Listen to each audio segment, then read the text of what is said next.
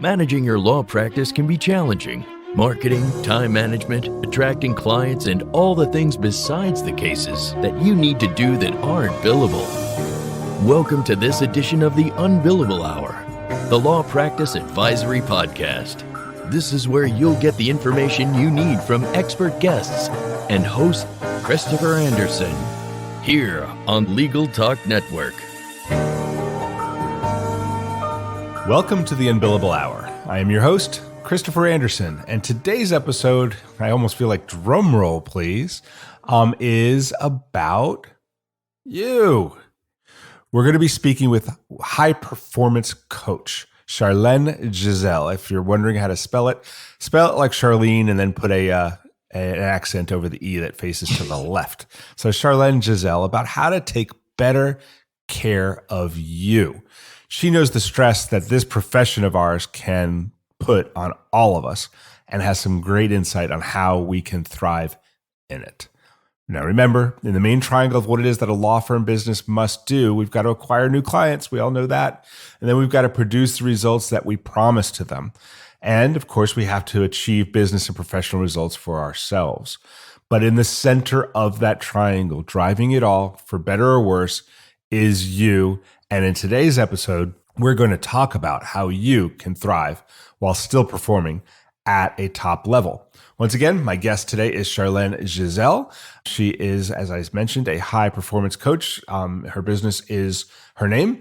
And before coaching, she comes to this with real-world knowledge of this topic. She's a former big law litigator who's now dedicated to helping ambitious professionals in leading organizations achieve sustainable success and, that's the key to today's show, prevent burnout. Charlène works to help her clients experience improved well-being, increased productivity, and a renewed sense of balance in their personal and professional lives.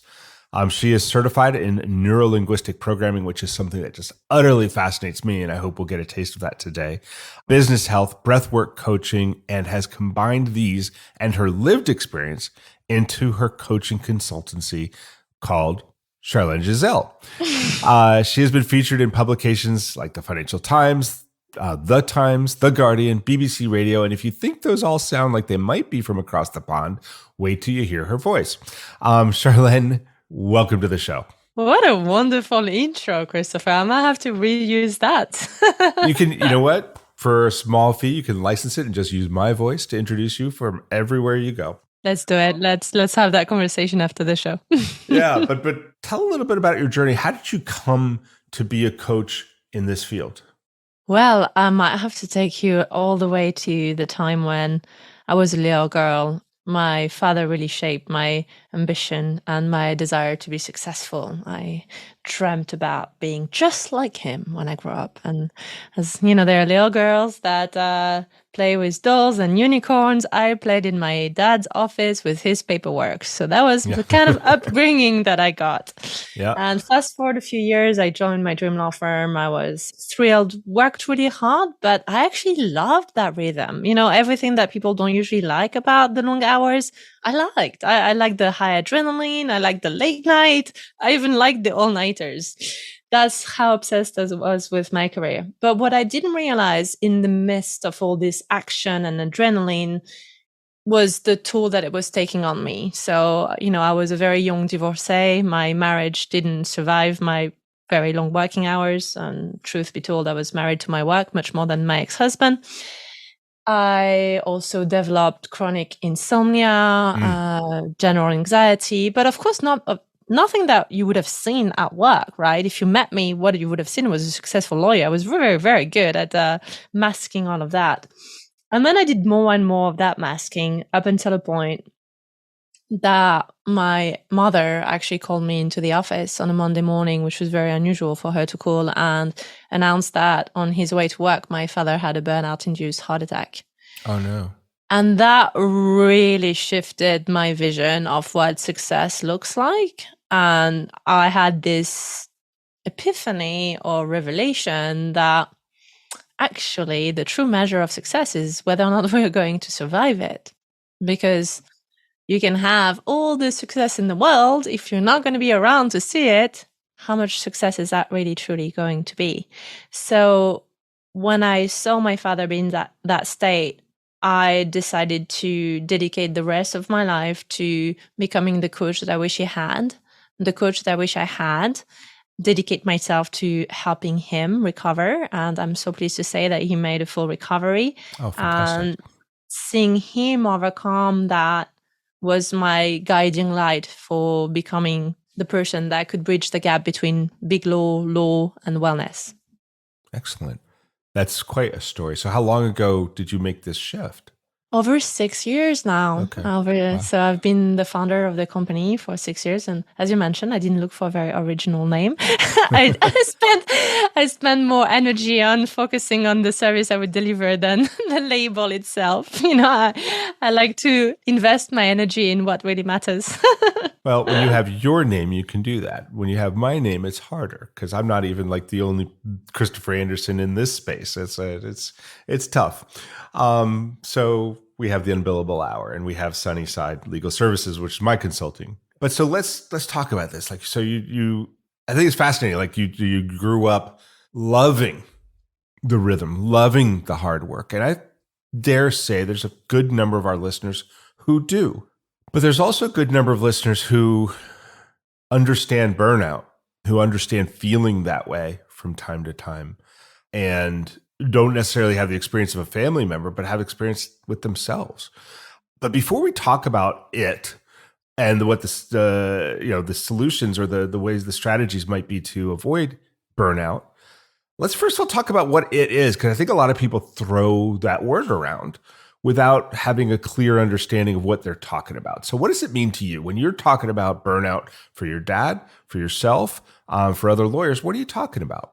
That's a really good question. So we perhaps start from the top in terms of what the World Health Organization says burnout is, and then I'll add some flavor to it from having been a burnout consultant for the past 6 years. What does it really look like? So the World Health Organization definition is actually super useful. It tells us that it is defined by 3 main criteria. Number 1, the feeling of energy depletion and that feeling of being exhausted.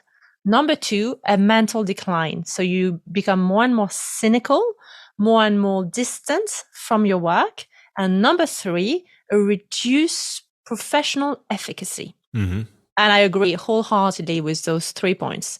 Now, if I may throw a couple more into that, just based on the fact that I see burnt out professionals all day, every day, I personally break it down into 6 components. Number 1, there is the emotional decline.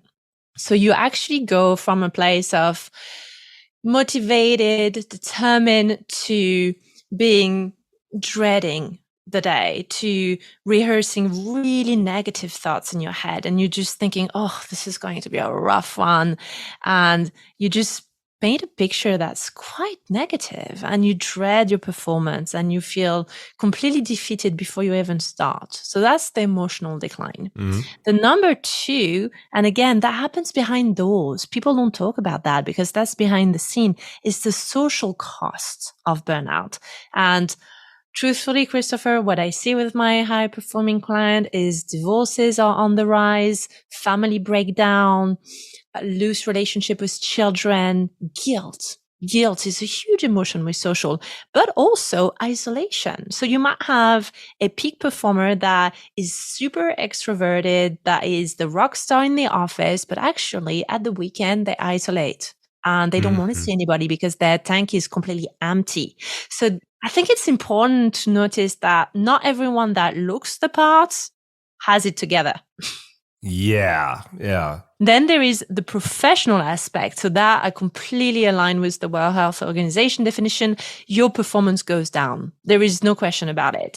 It may not be obvious. You may not be making a mistake, but you're starting to procrastinate more and more. You find it really taxing to motivate yourself in the morning.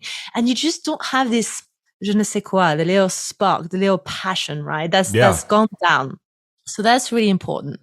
Then there is the physiological. So the physiological is quite plain and simple. Everything hurts. Your back hurts, shoulder hurts, headache, migraines, brain fogs, you name it. Body's just not working anymore. You're just really struggling. And then there is one that, again, is a bit of a secret behavior, not really talked about, but it's the behavioral aspect.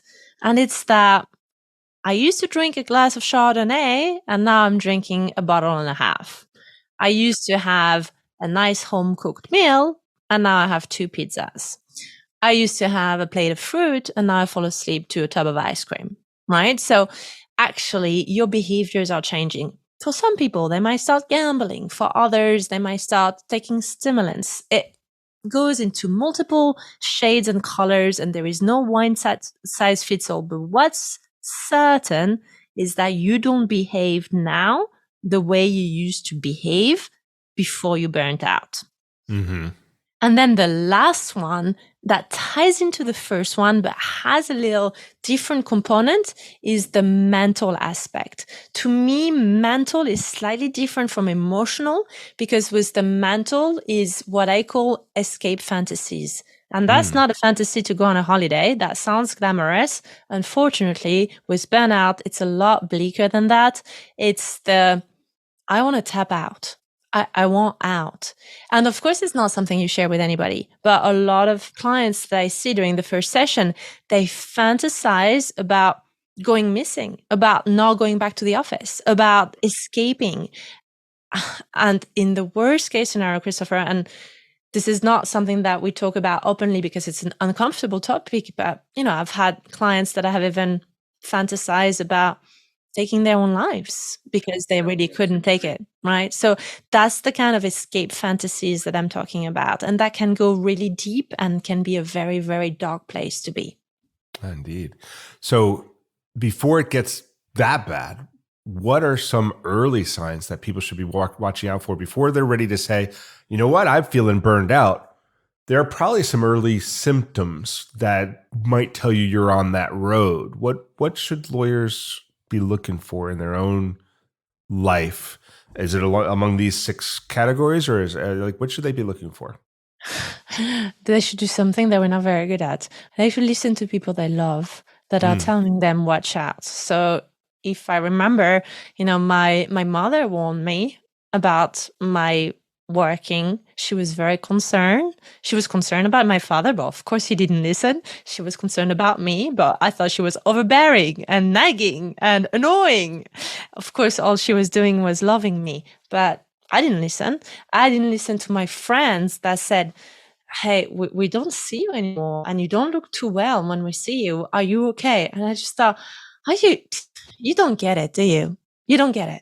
If you worked where I worked, if you had the clients I had. So actually what happens is your trusted advisors, people that want the best for you, not only do you ignore them, but you think they don't get it, right? Right. That's very common. So if you have a rise of conflicts with people want the best for you, that's a red flag. That's a really big red flag. Most of us are social creatures. Some of your listeners may not be, married or may not have a spouse, but most of us have somebody, be it a colleague, a peer, a friend, a community member, that would notice that. So that would be number 1. Number 2 is if you're doing things that you don't want other people to see. I know that's uncomfortable, but, I've had clients hiding the kind of cough syrup that they take in large quantity to just numb themselves before they go in. They hiding the bottle of whiskey they have in a drawer because they just can't cope.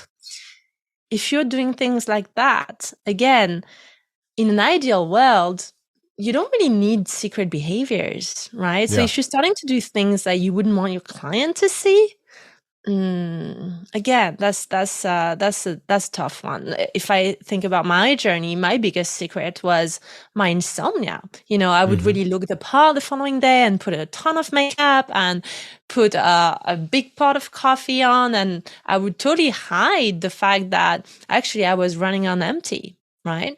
Right. So those things, again, those secret behaviors, they're red flags. Okay. I think that's really great stuff for people to look out for. We're going to take a break here. We're speaking with Charlène Gisèle.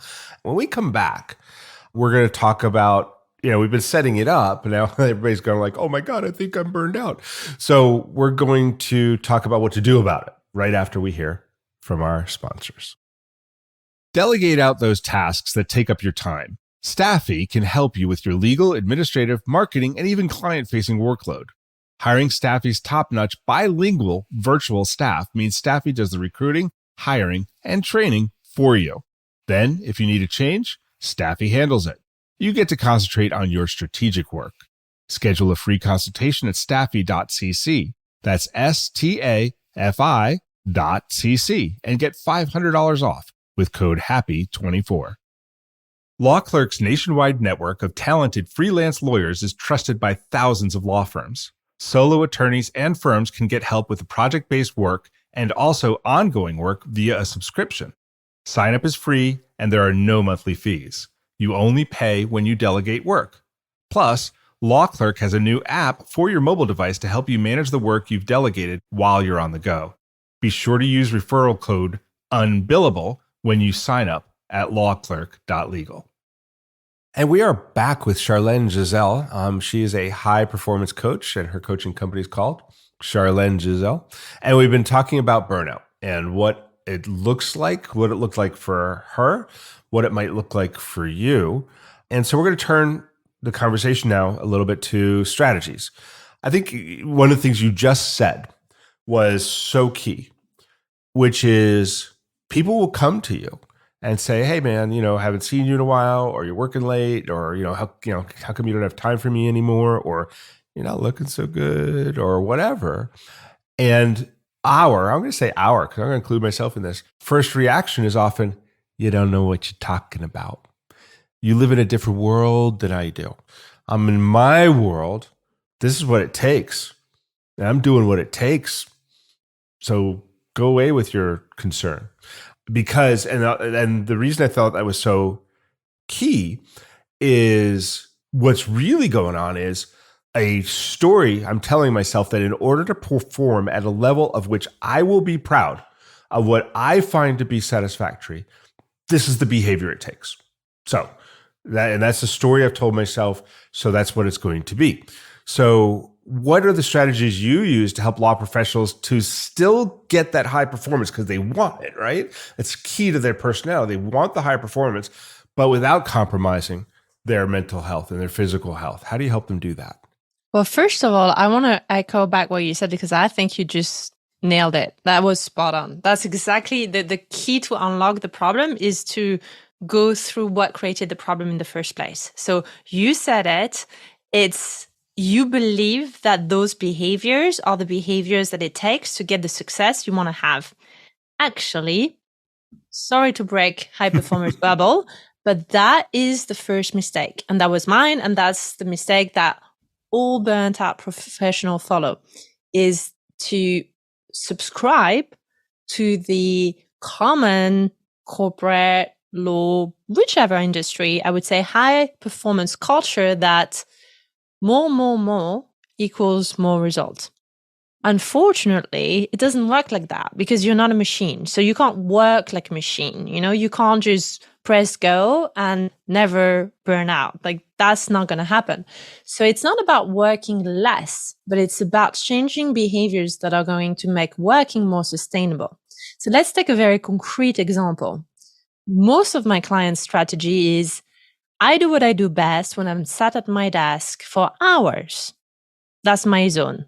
That's when I do what I do. Sure. But when you do that for 1 decade, 2 decades, 3 decades, 4 decades, you end up with all those aches and all those pains. And later on, you can have a metabolic illness or something even more serious, type 2 diabetes or another form of diagnosis. So first of all, you need to move your body. Right? And I know it may sound so simple, but very much into this burnout equation is the concept that we spend way too much time in our heads and way too little on our feet. So if we start out with the essential, the most fundamental piece to resolve the physiological aspect of burnout, but also the mental aspect of burnout and the emotional aspect of burnout, is to have a super solid workout routine. And I know that might seem so far-fetched for our listeners thinking, I don't have time for that. In another life, not this one. Well, the truth is, I'm yet to meet anyone that fully recovers or doesn't burn out again that doesn't have a workout routine dialed in. Now, I'm not saying you need to go and run a marathon, although that's great if you can, but it can be as simple as stretching in the morning, taking a walk, doing some gentle movement, taking your kids or your pets out for a walk when you can at the weekend. It can be exploring a new way on your commute. It can be actually carrying a heavy backpack on a hike when you're going to climb a mountain. It can be a lot of things that don't require gym subscription or membership. If you've got one, terrific. But you don't need that. You just need to move. And we don't move, right? So that's the key number one, is to actually spend more time moving. And that really ties into key number two, which is the outdoor deficit, right? We are spending on average 10 to 14 to 16 to 18 to 20 hours inside. I'm going to tell you a quick story, Christopher, of one of my clients that called me and he was having a rough day and said, today is off. I'm really not doing so good. So I said, okay, I'm going to call him John for the purpose of this recording, just to maintain his confidentiality. So I said, John, what happened? Anything happened? Work going good?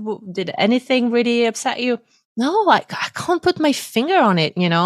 I woke up feeling completely defeated. I'm dreading the day. I have no energy. I have a headache. My back hurts. I just don't feel like working. I was like, John, just tell me something. When's the last time you got out of your flat? Because it sounds like you're working from home. Oh, yeah, I've been working from home for 3 days. Okay. So, John, what did you eat last? Oh, yeah, I got my food delivered.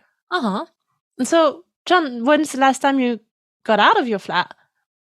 Oh, yeah, 3 days ago. Mm-hmm.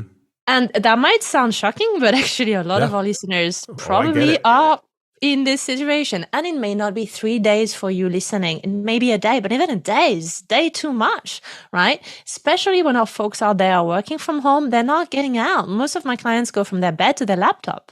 So if you are in an outdoor deficit, and dare I say nature deficit, again, I'm not suggesting that you go live in an exotic beach. I know you have to do what you do and you have to work in a city and go to the office, but anywhere, even in the busiest city, might it be New York City, might it be Paris, might it be London, you can find a bit of blue and a bit of green, right? You can go to your local park, you can look at the sky, you can just take a quick walk, you can always find some piece of outdoors exposure. And that's a really important piece of the burnout equation solution. Yeah, I think that's huge. And it is, I mean, it's such a funny story, but it's true. Like sometimes you just all of a sudden come to the realization, like I haven't left here in, like you said, a day, 2 days, 3 days, more. And just getting outside, so, and I think, the combination, of course, as you said, move your body, get outside. You could probably do both at the same time. And, just get up, go take a walk, a short one if necessary, and then come back. You'll come back. Do you find that when you come back, the productivity increase will offset the time you spent? Massively. Twofold. Yeah. Because I think people don't realize when they sit at their desk for 12 hours, they're not working for 12 hours. They're really not. There's intervals in there where your brain just stops. Yes. Yeah. And I even get folks that say, but I really don't do anything else. Like I'm not online shopping. I'm not on my phone. I'm really working. I know, I believe you. But your brain is slowing down because it's running on overdrive. Yeah. No, I think those are two really, really great suggestions. Two topics when we come back, just really telling the listeners, I know, but so that they are excited, as I am, is what does it take to create a plan? Because like these all sound like, okay, I'll get out some, I won't stay in my house for 3 days. Okay, I'll do that. I want to talk about setting a plan. I want to talk about boundaries when we return. But first, one more word from the folks who make this all possible. Nearly 80% of people search for lawyers online. They visit websites and check reviews. If your site doesn't appear in the top search results or it presents poorly, you risk losing clients. That's why you must know how your firm stacks up on Google against the competition. See how your reviews impact clients' decisions and how you can get better results from your site. Get an unbiased marketing performance report in under a minute right now at Grow Law Firm. And that's growlawfirm.com/unbillable. Once again, growlawfirm.com/unbillable. Find out how TimeSolve fits your firm. With 6 different ways to track time, surely one will fit, even on the go. Or quickly estimate flat fee projects. Batch payments for hundreds of invoices at once with TimeSolve Pay. Getting paid quickly is a great fit. And TimeSolve fits with the other tools you use. QuickBooks, LawPay, NetDocuments, LawRuler, Microsoft, all just plug in. Try TimeSolve free. Get a $100 Amazon gift card when you sign up. TimeSolve.com.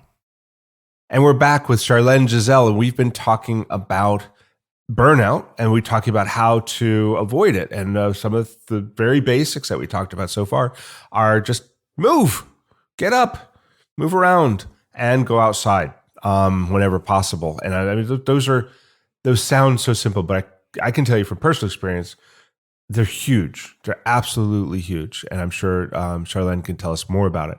But what I wanted to come back and talk about just for a few minutes is how do we convert those good ideas into a plan that is sustainable? Mm-hmm. I love this question because, again, an idea without a plan is aspirational, right? So can I be brutally honest here, and can I treat our audience like they are my clients? Sure. I think they'd love it. Okay, let's go for it. I am a firm believer in having ultimate discipline over your schedule. So I schedule everything. I mean, everything. First one that might surprise a lot of listeners, as an ex-insomniac, I schedule my sleep. I schedule my breaks. I'm a runner, but I know from learned experience that during the years when I didn't schedule my run, guess what happened? No run. There you go. Of course, I filled that gap with a client meeting or with an email, because there is always more to do, right? Whereas now, my team knows it, my assistant knows it, it's in my diary, it's unmovable. And when it's things that are that crucial to my well-being and performance, I even have a little thing that says, don't delete. So my assistant knows she can delete a lot of things, but not those. And again, it may sound so simple, but Christopher, most of the time when I work with folks, they don't schedule things that they want to do. They tell me, yeah, I'm heading to the gym tonight. Okay, can I have a quick look at your calendar? Can you show me? Like, what do you mean? I said, don't worry, I'm not looking at confidential client matter. I just want to have a look. What time are you going to the gym specifically? Oh no, I'll go when I finish. What time specifically are you going? Right? You don't schedule it. You're setting yourself for failure. If you schedule it, you know that you're going to make it happen. So treat it like a meeting with your most important client. Because the truth is, if you don't do the things, you're actually leaving money on the table. Because if you get sick and you can't work, that's going to be a lot more expensive than you taking a 20-minute break. Yeah. And like we just talked about, sometimes taking that 20-minute break actually pays dividends right that day. Like that same day, the increased productivity during the rest of the time gives it back to you. 100%. And then the next step is a step that really comes from sports science and comes from athleticism. And it's actually to let go of the belief that you can do it yourself. And I don't mean that in a non-empowering way. Of course, you've got all the resources that you need and you are your own person and nobody else needs to come and rescue. That's not what I mean. But what I mean is great athletes get great coaches to become great champions. It's pretty simple. It's pretty accepted. If you look at the Olympics, you won't see anyone get to the Olympics that hasn't been coached, period. That's how it works. Yet in our world, we think, I've got this. I can do it on my own. Why? You're looking for the same result. You may not want the gold medal or you may not want to be in the Olympics, but you want the gold results, right? You want the unstoppable success. you need to get a coach. I mean, I have 3 coaches, and I'm a firm believer that if you meet a coach that doesn't have a coach, you should run away. Yeah. And I also think that getting coached, no, it doesn't matter if you call it coaching, if you call it mentoring, like same. But you need someone who is not a family member, who is someone that doesn't have a vested interest in the relationship, who can give you the tough love, who can call you out when you don't do what you need to do, and with whom you have this coachy coach relationship where you listen to what they say. And we all know that when our spouses say it, just, yeah, it's nice to hear, but we don't necessarily follow the steps. I admit that I implement a lot more of the things that my coaches tell me to do than anyone else, because that's why I hired them. And they each have a segment that I trust their expertise for, and I don't go to one coach for a problem that I have with another aspect of my life. I get the coach I need for the result I want. And I think it's a very empowering message. So if you're really struggling, just look out in your community of who might be a person that you can work with. And sometimes you can also have peer advisory groups, right? You can have all sorts of mentorings that can really give you that coach-like relationship. Yeah, no, that makes huge sense, and you're absolutely right. If your coach isn't coaching, you definitely need to have second thoughts about that. All right, the other topic I wanted to broach was, and I think this kind of dovetails because I bet our conversation about calendaring stuff is going to be part of this. But I wanted to broach the idea of setting boundaries, because the other, we're brought up in a culture where we're taught to say yes, and we don't set boundaries even for ourselves. And so when we don't set boundaries for ourselves, we don't set them for anybody else. And we don't respect them. So can you talk a little bit about what boundaries mean in the context of avoiding burnout and maintaining high performance? Boundaries is really that moment in time when you prevent rather than cure. That's the way I look at it. So very often people think, well, I don't need boundaries because I can endure more. Yes, of course you can. However, if you continue to eat this way, not sleep this way, or not move that way, you can endure more stress, more work, but you will get sick. It's not if, it's when, right? It may not be post-traumatic sickness. I don't want to catastrophize here, but there will be an incident. So that in itself is a huge cost in our life. So the boundary, the way I see it, my definition of boundary is a smart investment. It's the thing that you do now to prevent rather than cure, to sustain the highest level of performance. So it may not feel good in the moment, but it feels like a great investment in the future.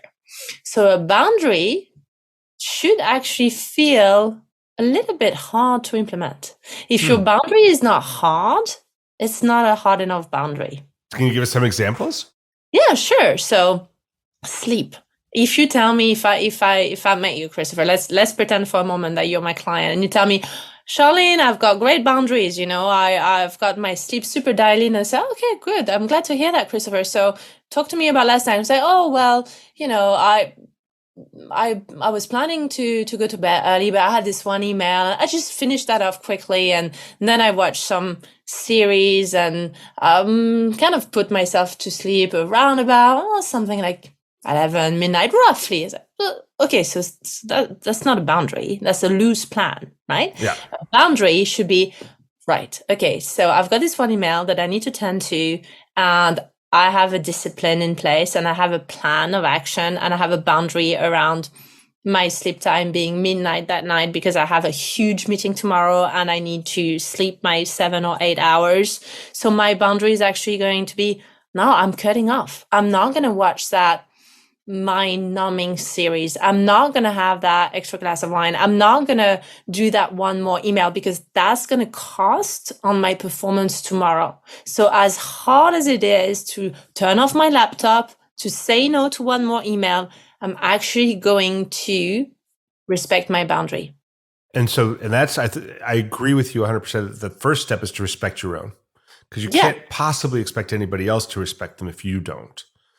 But then once you take that step, how do you also communicate those boundaries in a way that other people will respect? Because that's the lament I hear a lot is like, Yeah. oh, they just scheduled 6 more meetings this week. Like I'm overwhelmed. But, and I had a boundary. I thought I had a calendar. And you even said, you write, do not delete. So how do you communicate this as you're getting started to make sure others respect your boundaries as well? Well, I think as a leader, if you have the position of power to be the one that actually has those boundaries dialed in, you need to embody them before you can embed them, right? You can't expect your team to embed anything that you haven't embodied. That's otherwise a leadership gap. So that is completely unrealistic. So you need to first be the ambassador of that boundary to have it implemented as a culture. So again, a great example of a boundary is when I see leaders tell me, my team dropped the ball there and they sent me this email at 1 p.m. It was poorly drafted. There were a couple of typos. It seemed a bit rushed. I was like, oh, interesting. And let's say that's Tim talking to me. I said, Tim, but interesting that email was sent around lunchtime because it's lunchtime and you're talking to me while eating your lunch. So what kind of culture are you setting, by way of an example? Why are you eating, talking to me? Oh, because I have no time and all our folks out there are eating at their computer. But yet you're noticing that there is a whole lot of emails that get sent out with typos around lunchtime. Interesting, Tim. Do you think that maybe if your team didn't see you eat at your desk, they would maybe not eat at their desk and maybe make less mistakes because they do one thing at a time and they take a quick 10, 15 minutes break, but then they give you 3 times the level of performance by not sending a wrong email? Mm-hmm. How about that? You see, like you need to be what you want to see in the office. Be what you want to see. I love it. All right. We are coming up against the end of the show. But before we leave, I wanted, because, you said something interesting. Like if you want to perform, you need a coach. And I think it's so true. Like anybody who's achieved, and your example of the Olympics is great, but anybody who's achieved any level of success, there's a coach there. And I think athletics is easy because you always see the coach, right? The coach is right there, or the coach is in the stands. But with business professionals and lawyers, you don't always see their coach. They don't come to court with their coach. And they don't come to meetings with their coach. Because of that lack of social proof, a lot of folks, a lot of listeners here might not even know, how does a coach approach getting started? How do they approach a coach? Could you talk just a little bit about that? Well, the first step is acknowledging the need. I think that you're spot on here with your example, because we don't see them. And even I'll be super honest, some of my clients hide our working relationship. What I mean by that is they say, oh, I don't want to be public about being coach. But interesting. And of course I respect that. And we have all the NDAs in place. But why? Why? Yeah. But how interesting, right? And I'm not saying everybody, but a lot of people think that getting coached is a sign of weakness. And it couldn't be further away from the truth. So I think it's my job, it's your job, it's our job as a society to reshape that culture. And because we may not be visible, that doesn't mean we're not there. Just the other month, my folks, I was at a very senior, very seasoned leaders roundtable. And so everybody in that room knew that I worked with STEM. So they didn't need to hide that fact because everybody was in the same position. And one of them joked and said, oh yes, we have it. Now she's in the room, the leader's whisperer, as if it was like a little secret, right? Okay. I think we can get the secret out, let's just not make it out anymore. Perfect. Absolutely perfect. Unfortunately, like I said, that does bring us to the end. So we are at the end of this edition of the Unbillable Hour. I want to thank our listeners for hanging out with us, and of course, our sponsors. Our guest today has been the high performance coach, Charlène Gisèle, and her business is Charlène Gisèle. Charlène, I am almost certain that people are going to want to know more, want to get in touch. If they want to know more about you or what you do or how to get in touch with you, where should they go? Great question. Thank you, Christopher. Well, the first thing, if our folks out there want more resources, they can tap into my podcast as well, where I talk about burnout on a weekly basis. So again, I wasn't very original. There is a theme there with the name. Guess what it is? The Charlène Gisèle show. So you're very welcome to have a look at those episodes. I give a lot of keys and strategies to overcome burnout. And if you're looking for a more bespoke, tailored approach, I'll be very happy for you to connect with me on LinkedIn, on social media. So subscribe to my podcast show or hit me with a little message on LinkedIn. I'll be glad to serve you in any way that I can. Well, fantastic. And I thank you very, very much for that. And I think the listeners will probably check you out. All right. This, of course, is Christopher T. Anderson, and I look forward to being with all of you listeners next month with another great guest as we learn more about topics that help us build the law firm business that works for you. In addition to that, of course, you can subscribe to all the editions of this podcast at LegalTalkNetwork.com or on iTunes. Thanks for joining us. We will speak again soon. The views expressed by the participants of this program are their own and do not represent the views of, nor are they endorsed by Legal Talk Network, its officers, directors, employees, agents, representatives, shareholders, and subsidiaries. None of the content should be considered legal advice. As always, consult a lawyer. Thanks for listening to the Unbillable Hour, the Law Practice Advisory Podcast. Join us again for the next edition, right here with Legal Talk Network.